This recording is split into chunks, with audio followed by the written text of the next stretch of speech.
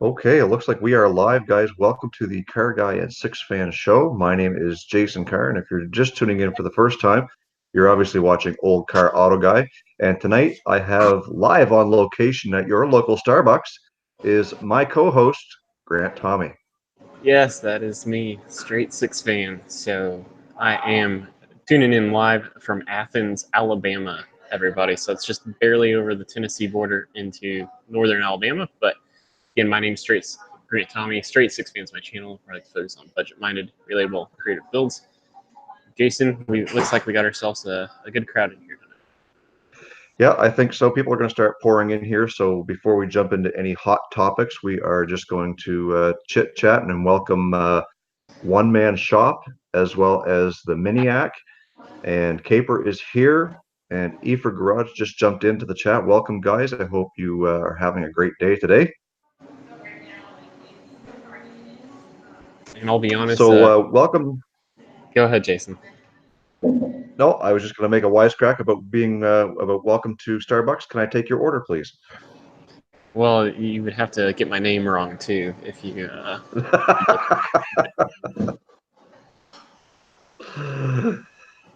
All right, so people seem to be pouring in, and so yeah, you sold your wife's car. Yes, Monday night we sold it. Monday night. That's awesome. So congratulations on that. That's it's always a good feeling when you sell a car, and even when you're in the business and you do it, for a living. Every single car, when somebody finally decides that they're going to take it, really is a special event. So I can imagine what it's like to sell your personal car, something that just doesn't happen every day. Yeah, well, and we like to think that we kept it in good shape, and you always feel good too when you think you've sold it to a really good buyer. And this happened to be a gentleman, a veteran, a Korean War vet that we sold it to, and he had a Taurus that he liked, and he just happened to get some really bad body damage on it. Like the truck backed into his door, or he backed into it, but really cute little old man, and so I hope it serves him well. They took it for a test drive, fell in love, and bada bing, bada boom. Yeah, so we got a few more people jumping into the chat there. Boost Rodeo Garage, sorry, as well as Doug Sweener. Hey, Doug, welcome to the chat, as well as Rennie LePage, who is a faithful watcher of my videos, as well as Elite Fitness. So, guys, we're going to jump right into this show, and we're going to start off with some automotive talk. And Grant and I kind of have a common theme of what we want to talk about this week. And so, Grant, why don't you jump into yours, and then we'll kind of tie mine into that because they do kind of relate to the same thing. So I've been thinking about this for a long time, and I've had it sort of sitting off to the side as for topic for one of these shows when maybe I run out of topics or whatever, because I think it's kind of a timeless one, and that is that rat rod seems to be potentially the most overused term in our, working on cars kind of group, kind of just this hobby. And I think if you ask any two people, they will have a completely different definition of what it is, especially when you do scour the Craigslists and the Facebook marketplaces of the world. Everybody thinks as long as my car's rusty, I can call it a rat rod, and that's going to draw someone else's interest. And it kind of annoys me how overused it is. And so I'm going to be curious to see how many different definitions we can come up with tonight. But before we do that, I'll just kind of give you my quick definition. And I feel like it's just kind of classic hot rodding at its core, where, in the post-war era, you had guys who came back and they had all these skills from World War II, from working on planes, things like that, mechanic skills, and they would fix up their car, and then when it was able to be driven, they would just go out and drive it, even though maybe they had the intention of doing paint and body work. They just were like, you know what, I've got the itch to go drive this thing, I want to go drive it. To me, that's the essence of what rat rodding is like you've done everything the way you wanted it, and you've completed the thing except the body work. So you just kind of accept the flaws of the body, leave it in its raw form. That to me is what rat rodding is. What say you, Jason? Yeah, and I would have to be I'd be inclined to think the same thing, that rat rodding being more of a use what you have to make it work, and then when it does come together, that's that's what you've got. You've got a running, driving vehicle, and no matter what condition it's in, you're using parts from this or parts from that, or even using tools to make them into parts. And I'm just looking over the chat, and I noticed that Caper basically says that it's like talking about patina. It's an upselling term, like patina is what he says, and that kind of leads into exactly what my topic was with the whole patina versus an expensive paint job on a car. There are some cars out there that look really, really good in their natural finish, the way that the sun or rust or whatever has made them. And that seems to be a totally relatable trend to the rat rod, but not exclusive to it. There's guys that are taking cars that have been sitting out in the field now for several years, and they call it the patina look. And there's actually body shops out there recreating patina on a perfectly good vehicle. So I want to know what your guys' thoughts are in the chat on whether you like the patina look or not. Do you like rat rods or not? Go ahead and throw And some questions out there. in the meantime, I want to just say thanks for the Miniac for joining, Craving Cars, my fellow KC area YouTube car guys. I know Miniac hit me up on Facebook Messenger, but I wasn't looking at the phone while I was driving like a madman on I-65 south out of Nashville, Tennessee. So this trip that we're on is just by dumb luck. I didn't realize the NFL draft, which started tonight, is in Nashville. So we were in downtown about an hour ago. Well, no, a little over an hour ago, hour and a half, and man, it is crazy. It was crazy down there. Yeah, so a couple of new faces, like you said, jumped in there. 410 Auto Tech has jumped into the chat as well. Welcome, Craving Cars, as well as Sam's Garage. And yeah, so we're just looking at the chat here and see what people have to say about patina and rat rods and stuff like that. Rennie LePage says he likes rat rods. And Eford Garage says that he would honestly rather fix the body and flat black an old hot rod. Never was a fan of patina. And to each their own, because the point of building a car that you're building is your look and what you want to do with it. So there's no right or wrong way to do it. You want it to be shiny, you want to spend 10 or 20 grand on a paint job, have at her if you've got her. But I'm a fan of patina. I do like it.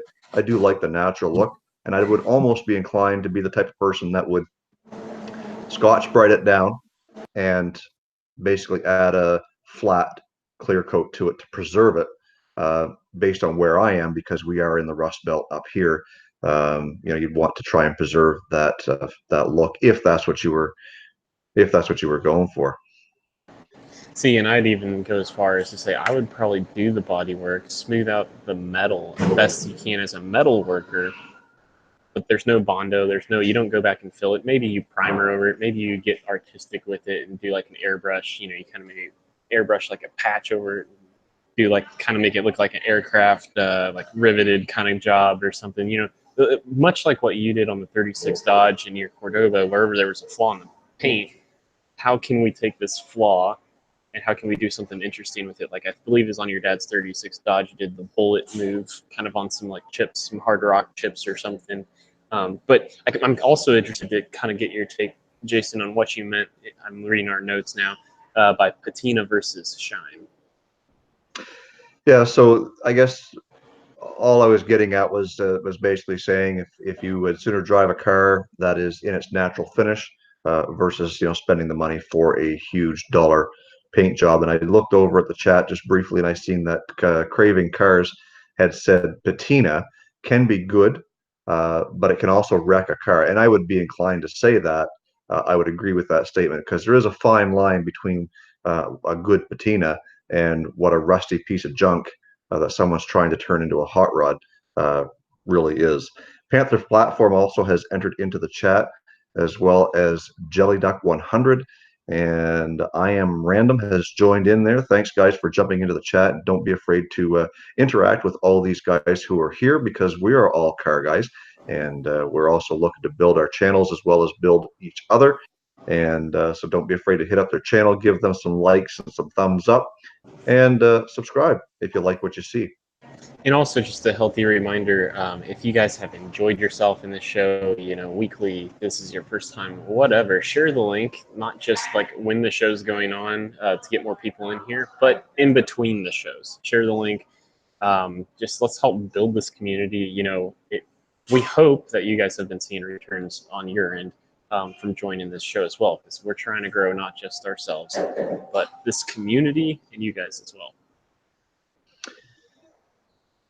Yeah, so it seems like we've got some pretty good active talk in the chat there about patina as well as rat rods. It seems to be a really good topic of discussion, and maybe at some point in time something we'll come back to and try and grab a little bit more talk time and interaction on that. But for now, we are going to jump down to the next topic of discussion, which is our channel updates. And Grant, why don't you head up that topic for this one? Well, Monday night was not only the night we sold my wife's Ford 2010 Ford Taurus, but I also had a gentleman from Fox Body Forum, foureyeedpride.com, come down from Omaha, Nebraska, and he was in town with his for work and had a client to serve. But he also had some first generation Ford Ranger 5-lug rotors, which will help me do the 5-lug conversion on the Fairmont. For the front, it's the least popular one to do, but I got a steal on those parts. He also gave me new brake pads. I also got a second set of calipers with that. Don't know if I'll use them or not, but all that for $84, so can't beat that. But I also wanted to just lob out there, I want to make a habit of, Tube 66, the YouTube Garage Gang, formerly known as YouTube Garage Gang. We'll call it the YouTube Garage Group, I guess. Jason and I are still trying to figure out what's a good name to nickname all this. But anyway, summer get together on Route 66 from Tulsa to Amarillo. That was my last video. Please go there if you're interested. Watch that video and hit me up with your email address, and you'll get the super detailed details through email form. Jason, what's going on with your channel? Well, as you guys know, last week we talked about getting the exhaust and the headers kind of buttoned up on the old Mopar on Project Launchpad. So today we loaded the car up on a trailer, and I didn't want to drive it with no manifolds on it. So we sent it over to the exhaust shop, and I do have a video on that. Hopefully, I can have that put together for Saturday's regular upload, and also. I've been in conversations with a potential sponsor and a landowner who is basically letting us use his property for the Demise of Bubbles series of videos. So you guys, you're going to want to be a part of this channel. And if you don't know who Bubbles is, you can go back through my playlist and see that it's my 2009 Kia Sportage that we lifted and put oversized tires on and basically just beat the snot out of over the last several months. So it will not pass inspection. So therefore, we are going to do something to it that may cause it to not live any longer. So make sure you're sticking around for those series of videos.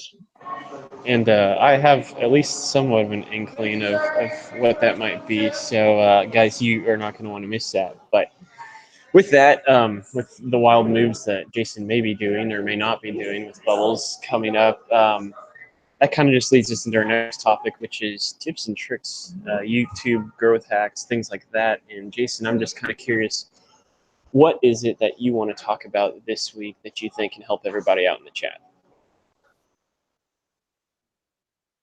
So if you guys don't understand how it works between Grant and I when it comes to having topics of discussion, we basically use Google Docs, and we're able to kind of chat back and forth through ideas. And we both put something up there that seemed to be along the same line. And what I wrote was simply trimming your videos. And what I basically mean by that is that when you're creating your video and you're editing it, rather than just taking your video that ends here and your next one that ends here and just kind of lining them up together, what that does is when you're playing it back is it just creates a quick chop from one scene to the next. Most, and I think almost all editing software allows you to basically trim that video so that when you're ready to bring those two segments together, you can actually overlap them. And by that, it gives you a smooth transition from one scene into the next and basically allows that video to flow a little more quickly. I do notice in some smaller channels that I watch, when people are cutting their videos, they're basically just doing this, and every time it switches to a cut, uh, you're getting that little bit of a clip noise in the video. So, but to avoid that, you can cut it, just overlap them a little tiny bit. You'll eliminate the clipping noise, and it'll allow you to slide into the next transition very quickly. So before we jump over to Grant, so he can kind of talk a little bit about his, a question just jumped up into the chat from Steve, Home Guy 4x4, asking what software we use. So I'm just using a cheap software. It was very expensive. It was like 35 bucks. And it's called Movie Magic's Edit Pro. And the product I use, it's a Corel product. I think it's like 3, maybe 4 releases old now. And I do apologize if the noise has gotten bad. The Starbucks got a lot busier since I came in. And they must have heard the CarrGuy SixFan show was going on, is all I can figure, and wanted to be part of the behind the scenes. But yeah, to kind of echo what Jason was talking about, what I wanted to talk about, and you know, sometimes there is a time and a place actually to do that blunt cut that Jason talked about.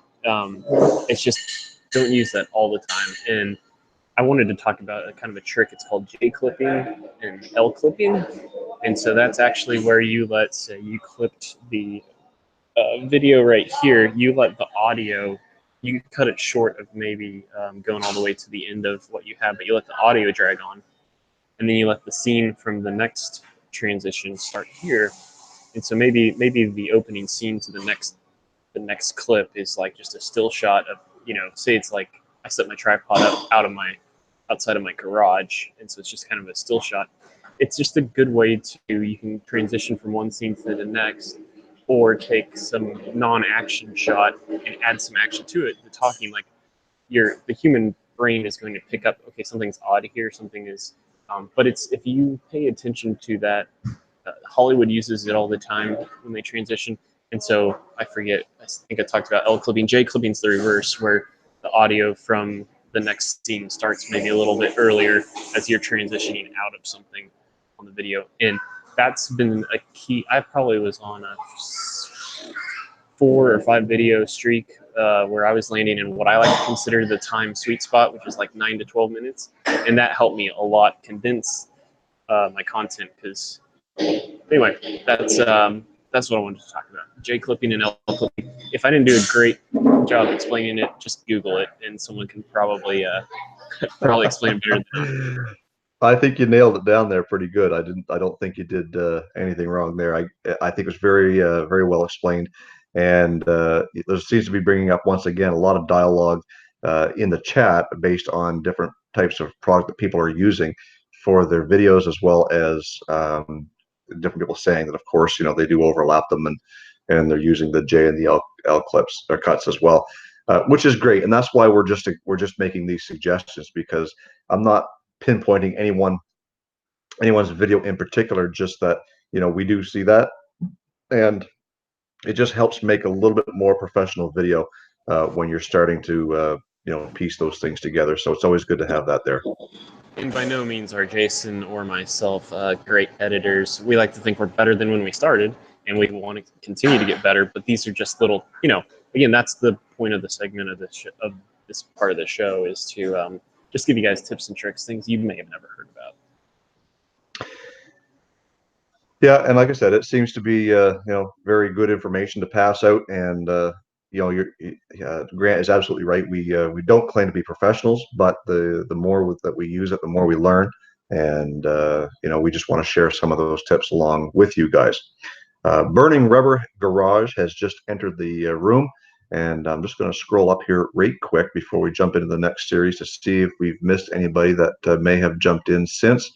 And I think we are probably good. Rough Rods Restos has jumped in. Panther Platform, I think we may have mentioned those guys. So before we go any further, I wanted to take the opportunity to share something with you guys. that you already know about. Both Grant and I leave descriptions or links in our videos to our merchandise stores. So I'm just going to very quickly jump in and do a screen share and allow you guys to see exactly what it is that we have to offer. So this is my bonfire store, and I hope that it is live. Grant, nod your head if it is. If you can see it. Yep, perfect. So this is mine for my OG Old Car Auto Guy t-shirt. I also have a new one if you guys haven't seen it yet. It is as shown on the screen, where it basically focus on the windshield. I call it my focus tee. And then of course, if you go over to Grant's page, you will see that you can get a straight six pistons tee in multiple different colors there as well. And you can choose to your heart's desire. I might add that mine are a little bit cheaper. Yeah. US dollars or Canadian? No. Although I'm glad you Well, shared that, because it looks like I need to delete. There was like a black on black option. I need to delete that from the store because that's a bad shirt. Although I did yeah, want to also shamelessly self-plug, there will be probably not quite this time next week, maybe we'll call it 10 days from now, I will be releasing a new shirt design. I'm going to use it as an opportunity to debut it as with a collab opportunity for somebody else in my area, so a little teaser there as well. yeah. So we did have a couple of new guys jump in here. Johnson T963 has jumped in, as well as Uzo Lou Garage. Welcome, guys. And Uzo Lou has just made it just in time for our 1000 sub club update. And I have been boosting Steve over there at Uzo Lou Garage very heavily in my last two videos. And that is my goal, to see him reach 1000 subscribers here in the very near future, because that's what we're all about. We're all about boosting guys and making sure that everybody has an opportunity to grow through our channel. So Uzo Lou Garage, at last I checked before we went live, was at 905 subscribers. So guys, if you're in the chat and you haven't checked out his channel yet, I encourage you to go over there and do that now. And he is in the chat, so you can just click on the three dots on the right side of his name, and YouTube will take you right over there and check it out. And yeah, just as a quick refresher, this was normally the part of the show where we would, Jason and I would give our own sub count growth updates. Since we started this show to help he and I both get to 1,000 subscribers, we both, of course, have met that. So we decided, since we're over that, we would take this time to highlight people who were getting really close. So I wanted to give a shout out to a close friend of the program, Hodgepodge Garage, who's sitting at 954 subscribers right before we started this show as well. And so yeah, that's what I got for right now. That just leaves us with channel shout outs to go, but also wanted to give you guys the opportunity to start thinking of some questions if you have for Jason or I, and we'd be more than happy to answer those as well. Yeah, so we'll just kind of jump into the shout outs, and if we see any questions in there, we'll try and grab them before we do go off air. And so my channel shout out this week is a fellow that I stumbled upon this week because I was doing a search on the Holley Sniper EFI kit. I come across this guy called Canuck and Cars, and I have left the link in the description box down below. You guys can go check that out. And he has a couple of project vehicles he's working on. One is a 70 Blazer, and the other one is a 72 C10. And the 72 C10 is a mint vehicle, and that is the one that he put the Holley EFI kit into. It's a three-part series. It's very informative. You guys might want to go take a look at that. His link is in the description box below. I believe his sub count is somewhere around the 700 range. So be sure to check him out. Grant, who do you have this week? Yeah, for me, I wanted to highlight, I honestly don't remember who suggested the channel to me, but I think it was in one of our, like, episode 1, 2, or 3 of the CarrGuy SixFan show, was suggested to me if I had ever seen Spider Garage. So Spider, of course, is a shout out to the Monza Spider, and it's a father-son duo. They're trying to convert a 1980 Monza coupe into a Spider model, kind of a clone, if you will, in time for the 2019 Hot Rod Power Tour. So I know that I don't remember the dad's name, but so it's slipping me at the moment. But he travels a lot with his job, and so I know hasn't necessarily got as much time to work on it as he'd like. So it might be kind of roadkill style up some late nights leading up to the Power Tour. But go check out their channel. Again, we'll leave a link in the description below. Jason will after this upload goes up as a permanent episode. So you can go check out his channel there. Okay, Grant. So we do have just a couple of questions before we close everything out. And Craven Cars is asking, what kind of a drink did you get at Starbucks? And you have to say it in the form you ordered it. Okay, so this will be difficult because here's how the Starbucks thing happened. I rolled up in the parking lot. I answered Jason's text as soon as I stopped driving because he was wanting to know if I was even going to make the show tonight. And that was at about 7 or 6:54, I think, is when I answered Jason's text. My wife had to go to the bathroom as soon as we got in the door, so that let me. That means I scrambled to the front counter and just looked up the first thing I saw, which was if I can read from here, I think it was a caramel macchiato, something. And the gal asked me what size, and I told her I always forget what your clever names are for sizes. It's whatever the middle one is, and she said, "Hey, medium works just as well as anything." I said, "Yeah, that." Yeah. So that's what I ordered. Yeah, if I don't know how to order what you have, I probably don't want it. I'm sorry, Starbucks, but uh, the next question we have is from Rough Rod's Restos, and he's asking me, was my Cordoba originally a lean burn engine? And that he had a 78 with lean burn 318. Yeah, and that's exactly what mine was. The original engine in that was a 318. It was lean burn. And one of the very first things I did when I got the car was we did there's a little kit that you can buy to replace the electronic spark control with a modern one, and that's exactly what we did.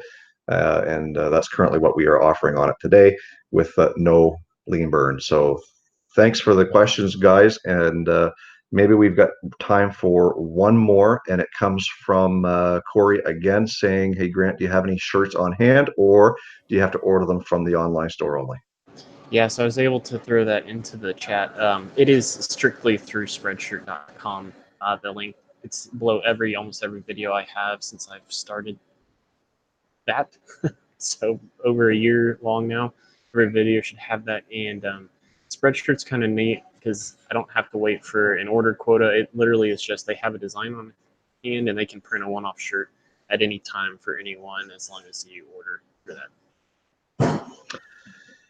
Yeah, the last question that we'll take before we close out of here is from Sam's Garage, and Sam is asking me if I own any motorcycles. No, I do not. I've never owned a motorcycle, and to be honest, I've never ridden a motorcycle. So I'm a little bit upset with that at my age, and never taken the opportunity to ride a motorcycle for no other reason than I just simply don't have a desire to kill myself, which is probably exactly what I would do if I owned a motorcycle. So I'm happy on four wheels. But thanks, guys, for the questions, and I really appreciate everybody taking the opportunity out of their Thursday evening to come join us here. And Junk from work is late coming into the party just as we're getting ready to sign off. But George, thanks for jumping in here anyway. And we've given you guys some channel updates. We've given you guys some tips and tricks, and we've had a really good talk on some rat rod stuff. So if you're just tuning in like George is, it's always a good idea to come back after we go off air and you can catch the videos again. So I'm going to let Grant sign off here. Thanks again, guys. It's been a blast. We'll see you next week.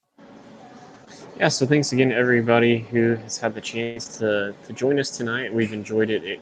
We know it always goes fast, but did also want to remind you guys, Jason and I will be taking a break here coming up. So we probably have 2, maybe 3 episodes left of what we're calling season 1. We will start the show back up this summer, but we want to retool season 2. We want to make it just a little bit different. So any comments, suggestions, pointers you guys have, things you'd like to see us try, we know we are going to do some sort of a probably guest interview maybe once a month on it in season 2. But for the most part, that will do it for this week's show, this week's episode. Thanks again, guys. Like, comment, subscribe to either or 2 channels. Doesn't matter if you haven't already. Thanks for tuning in. That'll do it for this episode. Until next time, peace out.